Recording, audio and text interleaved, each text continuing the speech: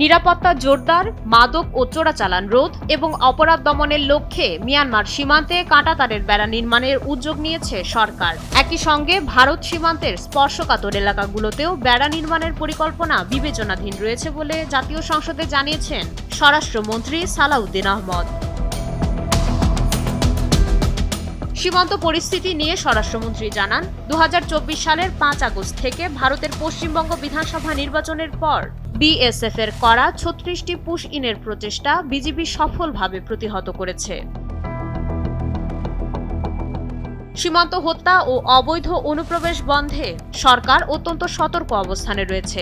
অপরাধ দমনে স্থানীয় জনপ্রতিনিধিদের নিয়ে বর্ডার কমিউনিটি ওয়াচ গ্রুপ গঠন করা হয়েছে এবং সাধারণ মানুষের মধ্যে সচেতনতা বাড়ানোর পাশাপাশি অপরাধীদের ধরে আইনের আওতায় আনার কার্যক্রম চলমান রয়েছে। মাইশা মালিহা, সময়ের আলো।